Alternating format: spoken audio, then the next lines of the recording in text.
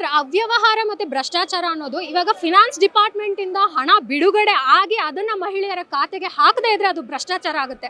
ಆದರೆ ಇಲ್ಲಿ ಯಾವುದೇ ರೀತಿಯಲ್ಲೂ ಸ್ಪಷ್ಟವಾಗಿ ಹೇಳಿದ್ದಾರೆ, ಫಿನಾನ್ಸ್ ಡಿಪಾರ್ಟ್ಮೆಂಟಿಂದ ಇದುವರೆಗೂ ಹಣ ಬಿಡುಗಡೆ ಆಗಿಲ್ಲ. ಆ 2 ತಿಂಗಳದ್ದು ಹಣ ಬಿಡುಗಡೆ ಆಗಿದ್ರೆ ಅದು ಮಹಿಳೆಯರ ಖಾತೆಗೆ ಹೋಗುತ್ತೆ, ಬೇರೆ ಎಲ್ಲೂ ಹೋಗಲಿಕ್ಕೆ ಸಾಧ್ಯ ಇಲ್ಲ.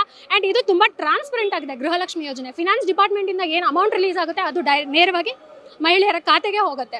ಅದು ಬಿಟ್ಟು ಬೇರೆ ಎಲ್ಲೇ ಹೋದ್ರೂ ಅದು ಭ್ರಷ್ಟಾಚಾರ ಆಗುತ್ತೆ. ಇವತ್ತು ಅಶೋಕ್ ಅವ್ರು ಏನು ಆರೋಪ ಮಾಡ್ತಿದ್ರಲ್ಲ ಅದನ್ನ ಸಾಕ್ಷಿ ಸಮೇತ ಫಿನಾನ್ಸ್ ಡಿಪಾರ್ಟ್ಮೆಂಟಿಂದ ಆ 2 ತಿಂಗಳ ಹಣ ಬಿಡುಗಡೆ ಆಗಿದ್ದು ಅದು ಬೇರೆ ಅಕೌಂಟ್, ಮಹಿಳೆಯರ ಖಾತೆ ಬಿಟ್ಟು ಬೇರೆ ಯಾರ್ದಾದ್ರೂ ಖಾತೆಗೆ ಹೋಗಿದ್ರೆ ಅದನ್ನ ಸಾಕ್ಷಿ ಸಮೇತ ಸಾಬೀತುಪಡಿಸಬೇಕಂತ ಹೇಳಿ ಕೇಳ್ತೇನೆ. ಯಾರಾಗ್ತಾರೆ ಎಂಎಲ್ಎ ಅಭ್ಯರ್ಥಿ 2028 ಶೀಘ್ರದಲ್ಲೇ. ಪ್ರತಿದಿನ ಒಂದೊಂದು ಕ್ಷೇತ್ರದ ಟಿಕೆಟ್ ಆಕಾಂಕ್ಷಿಗಳ ಸಂಪೂರ್ಣ ಮಾಹಿತಿ ಪೊಲಿಟಿಕಲ್ ಜರ್ನಲಿಸ್ಟ್ KM ಶಿವಕುಮಾರ್ ಅವರಿಂದ. ಕರ್ನಾಟಕದ ನಂಬರ್ 1 ಡಿಜಿಟಲ್ ಮೀಡಿಯಾ ನಿಮ್ಮ ನೆಚ್ಚಿನ ಕರ್ನಾಟಕ ಟಿವಿಯಲ್ಲಿ ಮಾತ್ರ.